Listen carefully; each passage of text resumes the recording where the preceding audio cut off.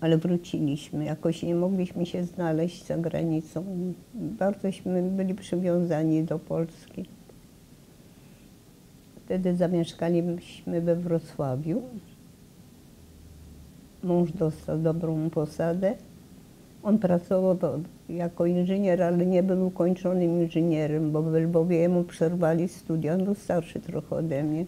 Ale dlaczego ja o tym mówię? Bo w Polsce ówczesnej likwidowali inteligencję i jak potrzebny, on miał kilka lat studiów, ale mimo wszystko zatrudnili go w charakterze na stanowisku inżyniera. Urodziła nam się córeczka po dłuższej przerwie, bo nie było warunków do rodzenia. Pracuje. I ja nie chciałam do Izraela jechać, pomimo wszystko. Mąż w 50 roku, kiedy to już nie pamiętam, w którym roku chciał, ale w końcu zostaliśmy i dopiero w 57 roku, a potem Gomułka zabronił wyjazdu. Były ileś tam lat, kiedy nie wolno było z Polski. W 57 roku, 6 właściwie, zaczęła się znowu eksodus, a myśmy w 57 wyjechali. Przeszliśmy początkowo okres, ja to też wyrażam w niektórych moich, ale nie moje osobiste przeżycia, ale ludzi, którzy mnie otaczali i co ja mogłam zaobserwować.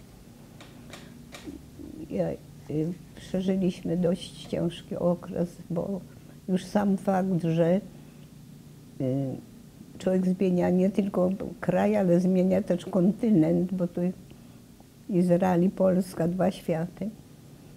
Potem się jakoś uregulowało, mała rosła nam, a klimat był dobry, to znaczy cieszyliśmy się tym cieplem, którego nie było w Polsce. Ja mówię o konkretnym cieple, nie jako metafora. I mąż mój umarł. Dziewczynka miała wtedy może 9, może 10 lat, już nie pamiętam dokładnie. I wtedy borykałam się, musiałam wychowywać i ta ogromna odpowiedzialność, żeby z niej zrobić człowieka. To nie tylko urodzić i puścić w świat. Bardzo mi zależało na tym, żeby ona była człowiekiem. No, na szczęśliwie skończyła gimnazjum, skończyła studia wyższe i ze swoim chłopcem jechali na dalsze studia. Statek zabrał nas, bo myśmy jechali przez Warszawę, potem Wiedeń. Z Wiednia jechaliśmy do Włoch, które godziły się nas, pozwolili nam przejechać, a sam statek to był wynajęty z Grecji. Okazało się potem, ja się dowiedziałam, takie pudło, stary statek i bardzo nas naładowali, jak już wspomniałam, bardzo dużo ludzi. I ten statek właśnie nas zawiózł do portu, do Haifa, stąd rozładowali nas i dalszy ciąg już wspomniałam o dalszym ciągu. A pamięta Pani, jaki był nastrój w ogóle na tym statku? No ludzie byli niespokojni przede wszystkim i smutni, bo przed nami było jedno wielkie niewiadome, jedna wielka niewiadoma. Powrotu już nie było, bo nam zabrali paszporty polskie. Znaczy, że my się zrzekamy, to był warunek obywatelstwa polskiego.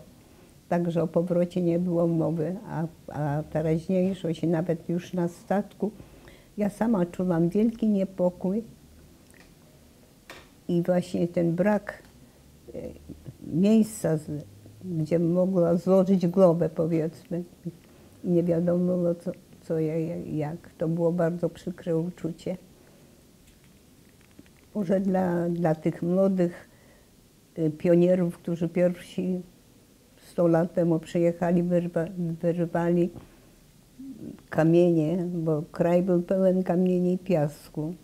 I zbudowali to, co zbudowali, to też, ale to im przyświecał cel. Oni mieli to byli idealiści, ale myśmy, nie wiem, czy wielu było sionistów, powiedzmy, którzy razem ze mną jechali. Ja nie byłam sionistką, a potem jednak przyszła ta miłość do tego kraju.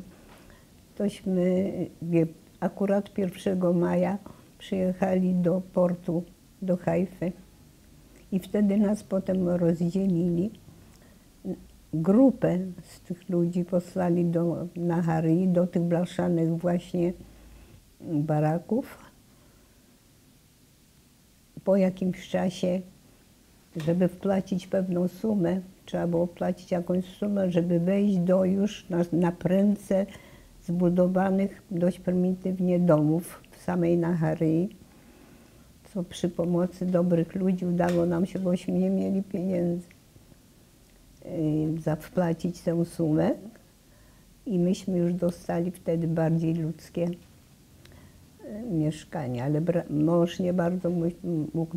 Było okropne bezrobocie, bo znowu tylu było i było bardzo dużo właśnie takich wolnych zawodów wśród ludzi. I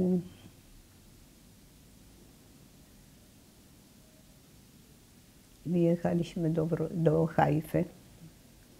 To już drugi raz widziałam Hajfę, dlatego że pierwszy raz to tej nocy i zrobiło na mnie samo. Była noc, kiedyśmy przyjechali, ciemna noc. Z daleka były góry, bo topografia tego miasta jest bardzo oryginalna. Na górze mamy, my się nazywamy tutaj Górą Karmel i na końcu tego miasta jest morze, Morze Śródziemne. Więc patrząc z dołu na te oświetlone jeszcze góry, taka ulewa tych świateł i to na mnie to ogromne wrażenie zrobiło. A co pani wtedy czuła? Nie czułam miłości do kraju, bo nie było tej miłości u mnie wtedy, ale czułam piękno tego miejsca. A potem zaczęły się te powszednie dnie, szare dnie, kiedy mąż szukał pracy i nie mógł dostać. A ja byłam na tak zwanym ulpanie, to znaczy studium, gdzie nas uczyli, ale za to też trzeba było płacić języka. I ja wiedziałam, jak już wspomniałam, że bez języka nie mam co tutaj robić w tym kraju. Chyba, bo te fizyczne prace było do tego stopnia źle, że dawali ludziom pół dnia pracy i żeby druga partia też miała z czego żyć, dawali drugą połowę dnia innym. To znaczy dzielili tą pracę, żeby bo kraj był biedny, bo żył wszystkiego 9 lat i był ciągle narażony na ataki Arabów. Ale ci wszyscy ludzie jakoś się urządzili po tylu latach, ja już tutaj jestem prawie 61, obliczyliśmy lat, a przyjechała, miałam 30, prawie 5, także to było szczęście, że byłam młoda, bo byli tacy, szczególnie takim, którzy zajmowali stanowiska nie w Polsce, że tutaj ani język, ani praca, ciężko było. A co nam pomogło, tym, którzy przeżyli Holokaust, przeżyli wojnę, że Niemcy nam zaczęli dawać odszkodowania. I to bardzo wielu ludziom do dzisiaj pomaga. Ja, gdybym nie była Żydówką, to nigdy Polski nie opuściła. A ponieważ tak się składały te komunistyczne warunki i w ogóle wszystko razem, że trzeba, to sobie powiedziałam, jak ja opuszczam kraj, to jedyne miejsce dla Żydów jest Izrael. Bo jednak na cudzoziemców się patrzy trochę inaczej, aniżeli na stałych mieszkańców. No i przyjechałam i na szczęście nie pozwoliłam sobie, żeby mnie życie powaliło. To je ujęłam mocno za rogi i tak jakoś przetrwałam. W pewnym okresie byłam taka rozbita trochę i właśnie wtedy przyszła ta myśl, że mi się wciągnęła do tego kraju, że żebym się duchowo nastawiła na to, że to jest moja ojczyzna i żeby zapomnieć, to mi pomogło zapomnieć o Polsce, o której bardzo dużo jeszcze myślałam. A potem rażą mnie tutaj rzeczy. Brak mi jest kultury europejskiej, która tutaj, powiedzmy, szwankuje, bo przyjeżdżają ludzie, bardzo dużo mamy z Afryki ludzi. To nie jest ich wina, że nie mieli polskiego wychowania czy europejskiego wychowania, ale to jest jednak inne. Także nasz kraj jest taki i siaki, ale Żydówką jestem, mam siedzieć tutaj, a potem przyszła miłość do kraju.